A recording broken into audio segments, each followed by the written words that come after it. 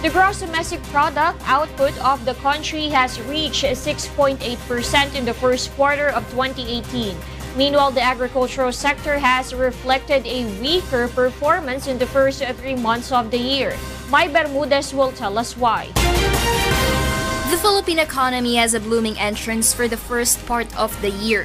This, according to the National Economic and Development Authority.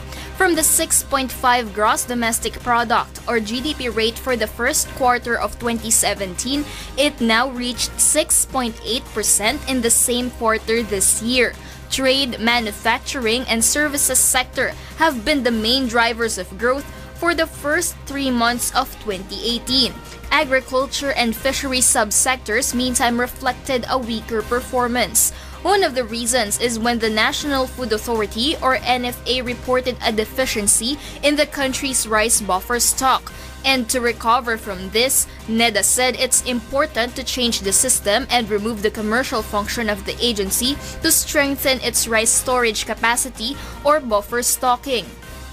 We want the tarification of the rice and then removing the monopoly of the NFA over rice importation, and then for them to focus on buffer stocking.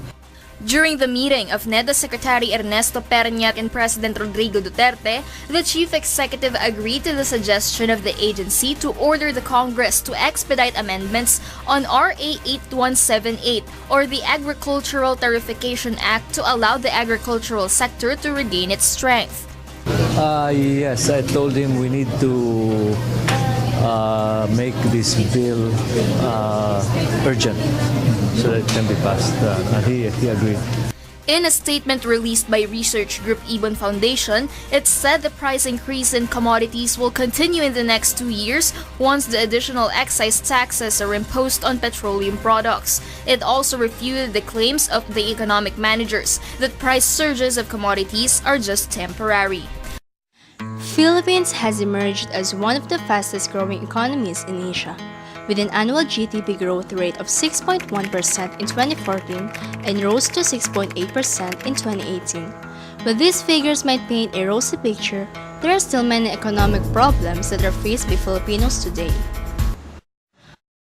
Although the Philippine economy continues to grow, around 22 million Filipinos, or 1/5 of the country's population, still live below the national poverty line.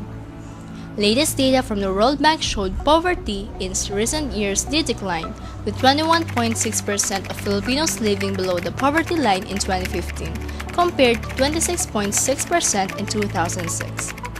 This decline was mainly due to the expansion of jobs outside of agriculture, the government's Pantawid Pamilyang Pilipino program or 4Ps, and remittances from Filipinos abroad. However, more needs to be done to ensure economic growth is felt by all. Di ba po kasi sa balita na po ngayon yung pagtaas po ng ekonomiya. Kung tatanong na po namin kung nararamdaman niyo po yung pagtaas ng ekonomiya, kung may pagbabago po. Lahat. Pagkain, ulam, lahat na, kuryente, Ano po nangyari? lahat. Ano po nangyari? Tumaas. Tumaas siya. Kulang na sa budget. Ibigyan nyo kami ng budget? Ano po? Mahirap po ba? Joke lang, ha? Para sa inyo. Ha? Oo. Napakahirap. Mahirap. Tapos may nag-aaral ka pa. Oo. Tataas lahat ng bilihin. Mahirap talaga. Kain tayo. Mahirap ako nakain. Nandiyan sa interview. Ikaw muna din sa mag-interview. Ano po yung ginagawa nyo? Di ba po tumataas po yung bilihin? Ano po yung ginagawa nyo? Budget. Para mapagkasya. Nangungutang, Budget, mangungutang. Bayad utang. Pagsasahod, Dating, bayad, tapos utang na naman. Dating 2 kilo bibili mo, 1 kilo na lang. Dating ayun, ko nawala na ako. Dating bibili kang kalahating kabang bigas, 10 kilo na lang. Gano'n. Unfortunately, the growth is restricted to the BPO, retail, and real estate sector, and a large number of Filipinos remain without jobs. On top of that, natural calamities further push people below the poverty line. Thus, economic disparity is a common feature. In general, the gains from higher economic growth have not really trickled down to the poor. In 2012, 10 million Filipinos were either unemployed or underemployed. In October 2013, unemployment rate was 6.5% in comparison to 6.8% in 2012. According to the Labor Force Survey, the unemployment rate was 6% and 6.6% in October 2014 and January 2015, respectively. Only 1/4 of the Filipinos that enter the labor force are able to find good jobs in the country, and the rest of them find jobs overseas, leave the labor force, or end up becoming unemployed or underemployed. Thus, 3/4 of the workers are unemployed or informally employed, with lack of opportunities to find good jobs. Though jobs are being generated, there's a need to generate jobs at a much faster rate to be able to bring down the unemployment rate. Many of the unemployed individuals are college graduates. Many wait for job opportunities abroad, and many families depend on remittances from family members who are staying abroad. Another economic problem that Filipinos face today is the inflation. The inflation rate skyrocketed to 6.4%, which is the highest rate for the past 9 years. There is no money going around, that's why you're bound to have inflation, Presidential spokesperson Harry Roque said in a press briefing. We go around marketplaces to know the opinions and real situations of their prices today.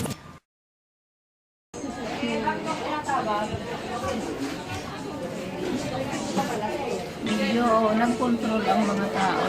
Kunyari, imbis na 1 kilo ang bibili nila, kalahati na lang ang bibili. Ganun nangyari yan. Control ang mga tao sa pagbili. Imbis 1 kilo, kalahati na lang. Yung budel. Ha? Ba't po nagtaas ang presyo? Alam mo, kaya nataas ang presyo. Kulang ang supply sa market. Kasi, ang produkto, sa madaling sabi, kulang ang produkto. Dala na rin ang mga panahon. Kaya ang produkto ng gulay nagiging kulang. Gawa ng masamang panahon, may nadating na bagyo. Biglang nasisira ang tanim. Kaya ang produkto na naliit. Pagdating sa market, mahal. So, ganun yun. Pagdating sa market na mahal pa kanyang kulang ang supply. Kasi kaya kulang ang supply. Gawa nga ng panahon, minsan masamang panahon, may bagyo, nasisira ang mga tanim ng tao. Hindi na kulang ang supply. Ay, hindi ko nataas yung balyo. Pero para sa amin na pagtaas lang yung bigay. Kasi katulad namin, mga mahirap lang kami. Siyempre, budget yung pera. Siyempre pagtaas niyan, hindi nakukulangan yung budget namin ng pangbili. What if we rewrite the stars? Say you and